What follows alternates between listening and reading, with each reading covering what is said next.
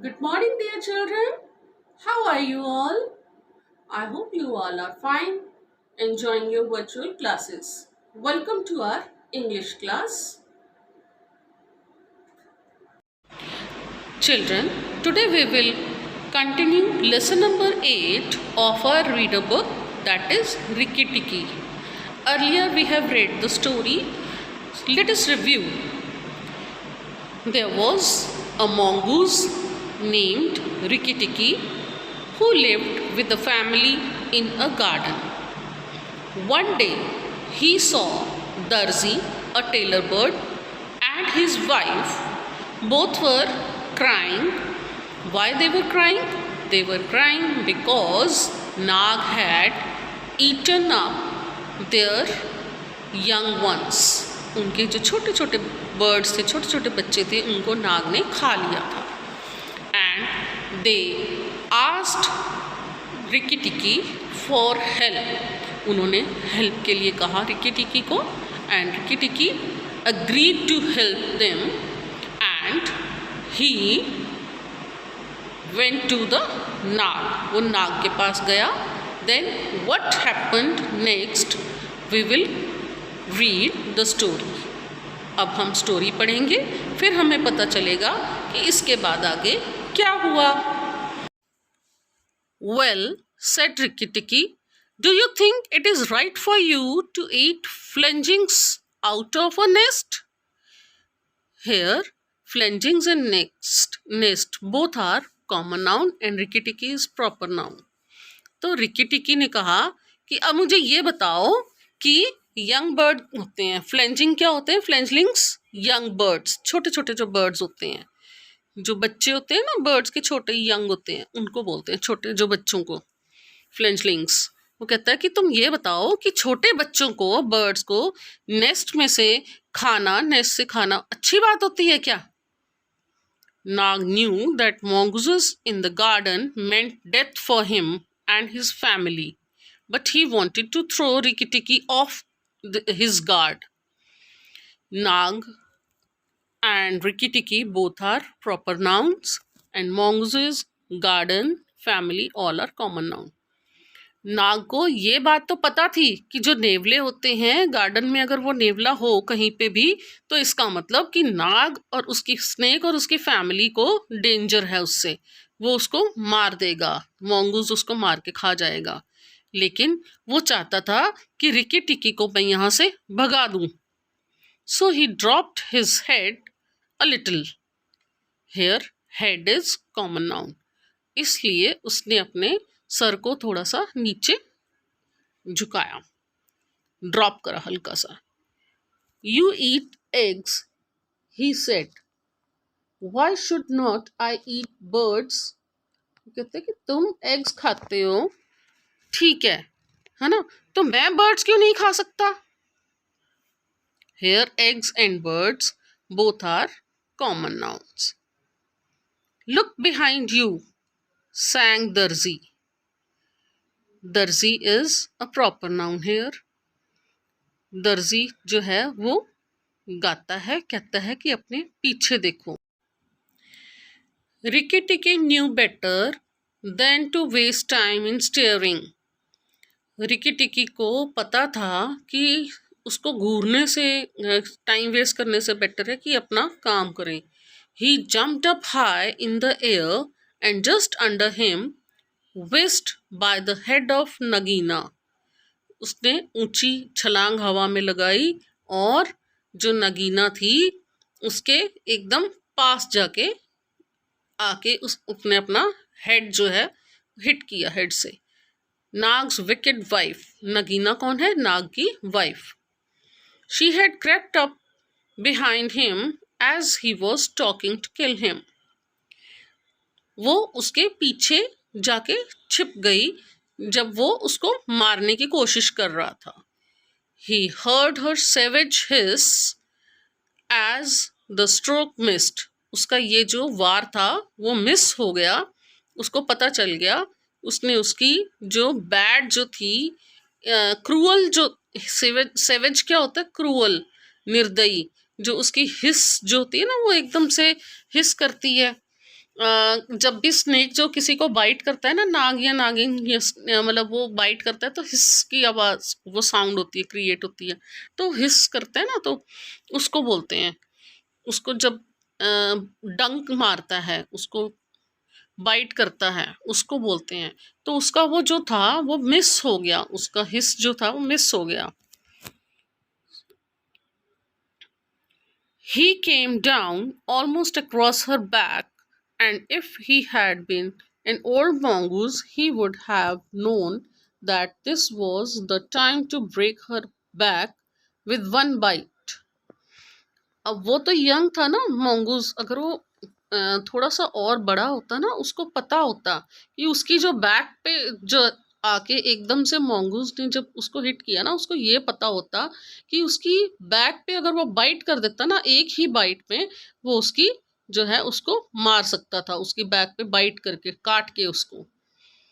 He bit indeed but did not bite long enough, उसने उसको bite तो किया बट इतना जोर से नहीं किया। And jumped away leaving Nagina angry, और वो दूर जाके जंप किया उसने, उसको बाइट करके ना नगीना को, और दूर जाके उसने जंप करा।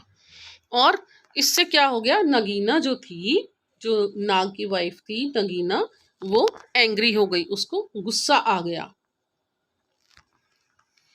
Wicked Darzi, said Nag, lashing up at the nest, but it was out of his reach. Here, Darzi is Darzi and Nag both are proper nouns. Nest is common noun. अब क्या हुआ, नाग कहता है कि तुम बहुत ही मक्कार हो दर्जी, और उसने ऊपर नेस्ट की तरफ जो है उसने ऊपर पहुंचने की कोशिश की, बट नेस्ट जो था बहुत ऊंचा था, स्नेक की रीच से दूर था, उसकी पहुंच से दूर था। रिकी टिकी felt his eyes growing red and hot, Ricky टिकी की आंखें जो थी एकदम रेड हो गई, और गुस्से से लाल हो गई, और हॉट हो गई, एकदम गर्म हो गई। Here eyes and red both are common noun and Rikki Tikki is proper noun. When a mongoose eyes grow red, it means he is angry. अगर किसी mongoose की, नेवले की आईज जो हैं वो रेड हो जाती हैं, तो इसका मतलब कि वो गुस्से में है। And he looked all around him, but Nag and Nagina had disappeared into the grass. Here Nag and Nagina both are proper nouns and grass is a common noun. फिर उसने mongoose ने इधर उधर चारों तरफ देखा, लेकिन नाग और नागिना जो थे वो डिसअपियर हो चुके थे। डिसअपियर क्या होता है, आंखों से ओझल हो जाना, दिखाई ना देना। वो कहीं घास में ही छुप गए थे, कहीं पे ओझल हो गए थे।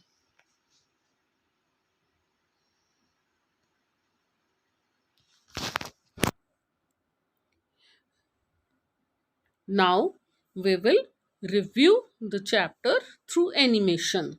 Rick Ticky was a mongoose. He had a cat-like body and a weasel-like head. His eyes and the end of his restless nose were pink. He could scratch himself anywhere he pleased with any leg, front or hind, whichever he chose to use. His war cry as he scuttled through the long grass was, "Nothing frightened him." Actually, it is the hardest thing in the world to frighten a mongoose because he is filled with curiosity. The motto of all the mongooses is run and find out, and Ricky Ticky was a true mongoose. Ricky Ticky had just started living with a family as their pet and loved playing in the garden. One fine day, when he was in the garden, he heard sorrowful voices in a bush. It was Darcy, the tailor bird, and his wife. "What is the matter?" "We are very miserable. Our baby fell out of our nest and now ate him." "That is very sad. But I am new here. Who is now?" Suddenly, from the thick grass at the foot of the bush, there came a low hiss.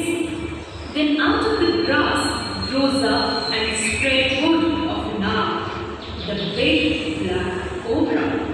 He was 5 feet long from tongue to tail. He looked at Rikki Tikki with a wicked snake's eyes. I am Nag. Look and be afraid. Rikki Tikki was afraid for a minute, but it is impossible for a mongoose to stay frightened for long. He had never met a live cobra before, but he knew that a grown mongoose's business in life was to fight and eat snakes. Nag knew that too, and in his heart he was afraid. Well, do you think it is right for you to eat fledglings out of a nest? Nag knew that mongooses in the garden meant death for him and his family, but he wanted to throw Rikki Tikki off his guard, so he dropped his head a little.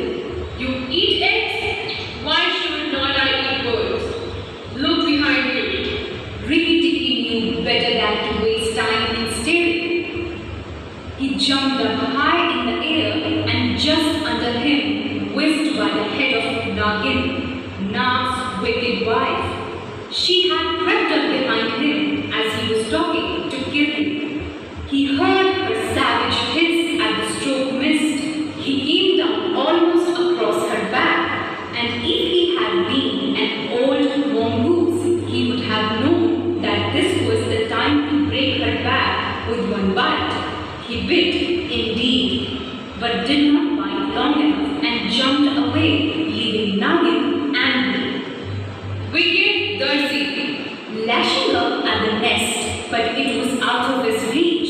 Rikki Tikki felt his eyes growing red and hot, and he looked all round him, but Nag and Nagin had disappeared into the grass.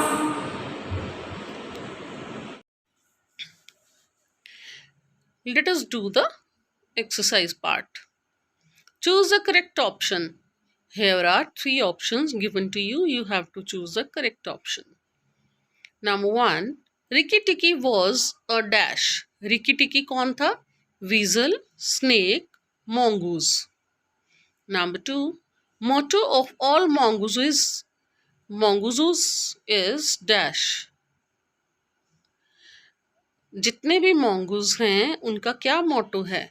Curiosity, run and find out, sniff and check.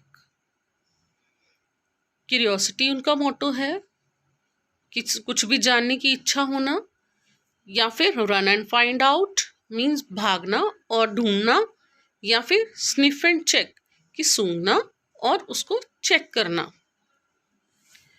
Number 3. The name of the tailor bird was dash. Nagina, cuckoo, Darzi. Tailor bird का नाम क्या था? Number 4. Nag, the big black cobra, was dash feet long. जो नाग था, बड़ा सा black colour का cobra कितने फीट लॉन्ग था? 5, 10, 2. Write T for true and F for false statements. You have to write true or false for these statements. Number 1. Darzi and his wife were cheerful. दर्जी और उसकी wife जो थे वो बहुत ही हंसमुख थे. Number 2. Mongoose is a curious animal. mongoose जो होता है, नेवला जो होता है, वो बहुत ही क्यूरियस एनिमल होता है, उसको कुछ भी जानने की इच्छा होती है. Number 3. Nagina attacked Nag. Nagina ने नाग को अटैक किया. Number 4. Nag was angry at Darzi and broke his nest. नाग को दर्जी पे गुस्सा था, इसलिए उसने उसका नेस्ट तोड़ दिया.